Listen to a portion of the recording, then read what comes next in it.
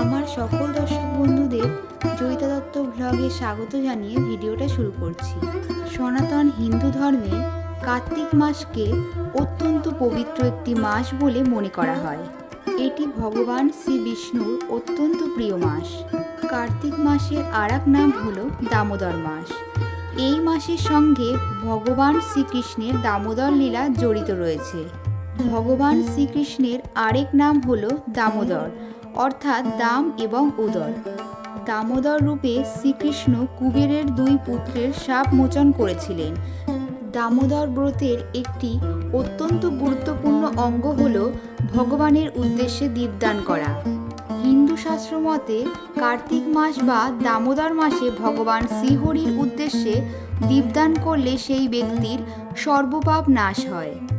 কার্তিক মাসের প্রতি সন্ধ্যায় বাড়ির ঠাকুরের স্থানে তুলসী তলায় এবং হরি মন্দিরে ভগবানের উদ্দেশ্যে দীপদান করলে শ্রীহরির বিশেষ কৃপা পাওয়া যায় এবং সেই ব্যক্তি জন্ম মৃত্যুর বন্ধন থেকে চিরমুক্তি লাভ করেন।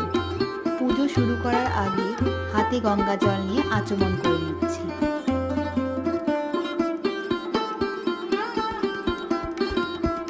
চন্দন দিয়ে আমি এই পাত্রের মধ্যে অষ্টদল কমল এঁকে নিচ্ছি।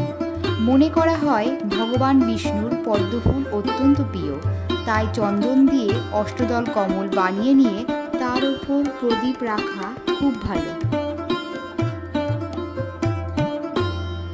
খুব যত্ন করে এই মাসে ভগবানের সামনে দীপদান করা খুব শুভ বলে মনে করা হয়। এছাড়াও এই দীপদান সবাই করতে পারে, এতে ভগবান বিষ্ণু অত্যন্ত প্রসন্ন হন। এই মাসে অশ্বত্থ গাছের নিচে প্রদীপ দান করা খুব ভালো, যেহেতু অশ্বত্থ গাছে ভগবান বিষ্ণুর বাস বলে মনে করা হয়। কার্তিক দামোদর মাসে বাড়ির নিকটবর্তী যে কোনো দেবালয়ে বা মন্দিরে গিয়ে দীপদান করা অত্যন্ত শুভ। যেমন রাধা গোবিন্দ ও গোপালের যে কোনো মন্দিরে গিয়ে দীপদান করা খুব ভালো। তুলসী কাষ্ঠটা সলতে দিয়ে জড়িয়ে নিয়েছি।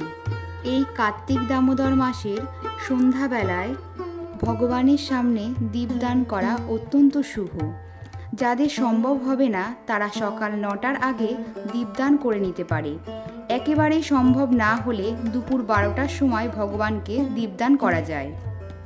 খুব ভালো হয় যদি ঘি দিয়ে প্রদীপ সাজানো হয়, না পারলে তিল তেলের প্রদীপও দেখানো যেতে পারে। আমি ঘি দিয়ে প্রদীপ সাজিয়ে নিয়েছি। তুলসী কাষ্ঠের প্রদীপে ঘি লাগিয়ে কিছুটা কর্পূর দিয়ে দিচ্ছি, এতে প্রদীপটা খুব ভালো জ্বলবে। ভগবানের সামনে দীপদান করার পূজা পদ্ধতি।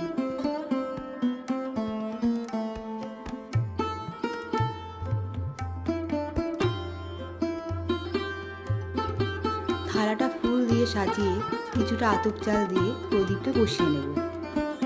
কার্তিক দামোদর মাসে ভগবান শ্রীকৃষ্ণ এই লীলাটা করেছিলেন, আর এই মাসকে তার জন্য অত্যন্ত পবিত্র মাস হিসেবে মানা হয়। এই লীলার সামনে সাধারণত দীপদান করা হয়। এই ধরনের চিত্রপট না থাকলে ভগবান বিষ্ণু এবং তার বিভিন্ন রূপের সামনে দীপদান করা যায়। যেমন বাড়িতে যদি গোপাল থাকে, গোপালের সামনেও দীপদান করা যায়। রাধা মাধব থাকলে বা প্রভু জগন্নাথ থাকলে তার সামনেও দীপদান করা যায়। রাধা গোবিন্দ ও গোপালকে চন্দনের তিলক পরিয়ে দিলাম। শ্বেত চন্দন সহযোগে 3টি তুলসীপত্র গোবিন্দের চরণে অর্পণ করে দিচ্ছি। ওম নমো ভগবতে বাসুদেবায় নমঃ। ওম নমো ভগবতে বাসুদেবায় নমঃ। রাধা গোবিন্দকে মালা পরিয়ে নিচ্ছি। গোপাল ও রাধা গোবিন্দের চরণে ফুল দিয়ে নিচ্ছি। কার্তিক দামোদর মাসে ভগবানকে তুলসী মঞ্জুরি অর্পণ করা অত্যন্ত শুভ। শ্বেত চন্দন সহযোগে গোবিন্দকে ও গোপালকে তুলসী মঞ্জুরি অর্পণ করে দিচ্ছি।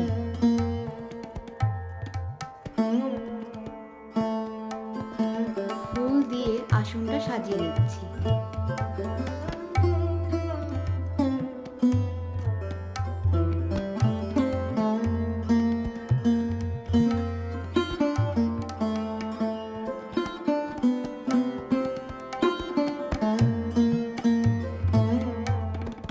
রাধা গোবিন্দ ও গোপালকে ভোগ নিবেদন করে দেব। ভোগ নিবেদনের জায়গাটায় পুষ্প ছড়িয়ে দিচ্ছি। রাধা গোবিন্দ ও গোপালকে ভোগ নিবেদন করে দিচ্ছি।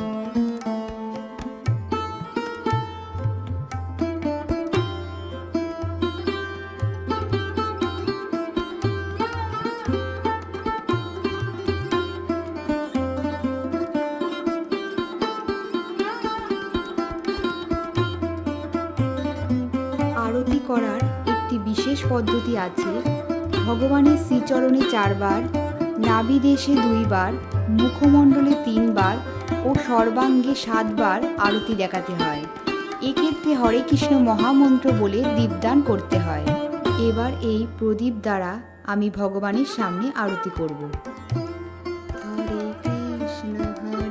কৃষ্ণ কৃষ্ণ কৃষ্ণ হরে হরে, হরে রাম রাম রাম হরে হরে, হরে কৃষ্ণ কৃষ্ণ কৃষ্ণ হরে হরে, হরে রাম রাম রাম হরে হরে, হরে কৃষ্ণ কৃষ্ণ কৃষ্ণ হরে হরে, হরে রাম রাম রাম হরে হরে, হরে কৃষ্ণ কৃষ্ণ কৃষ্ণ হরে হরে, হরে রাম রাম রাম হরে হরে, হরে কৃষ্ণ কৃষ্ণ কৃষ্ণ হরে হরে, হরে রাম রাম রাম হরে হরে, হরে কৃষ্ণ কৃষ্ণ কৃষ্ণ হরে হরে, হরে রাম রাম রাম হরে হরে।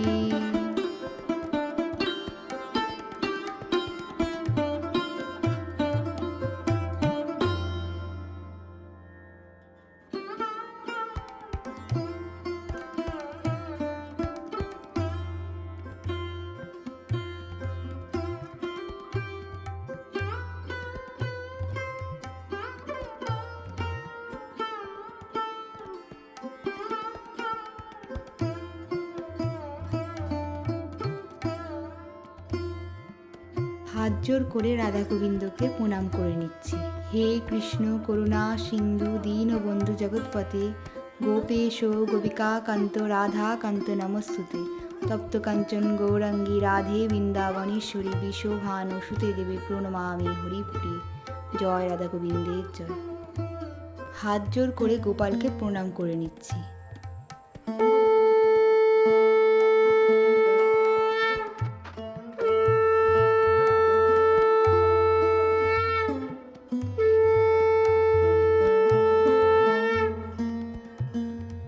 এই মাসে শ্রীকৃষ্ণের অষ্টতর শতনাম পাঠ করা অত্যন্ত শুভ।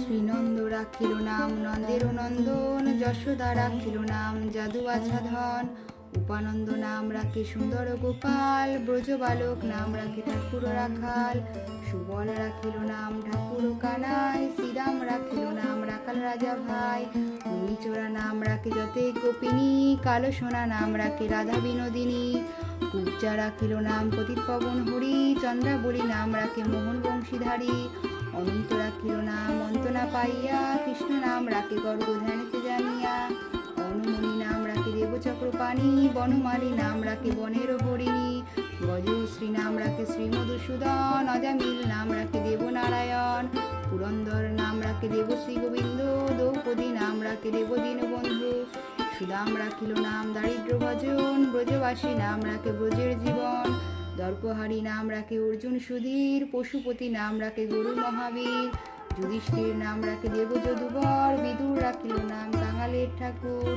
বাসুকী রাখিল নাম দেবশ্রী স্মৃতি, ধ্রুবলোকে নাম রাখে ধ্রুবের সারথী, নারদ রাখিল নাম ভক্ত প্রাণধন, ভীষ্মদেব নাম রাখে লক্ষ্মীনারায়ণ, সত্যভামা নাম রাখে সত্যের সারথী, জাম্বুবতী নাম রাখে দেবযোদ্ধাপতি।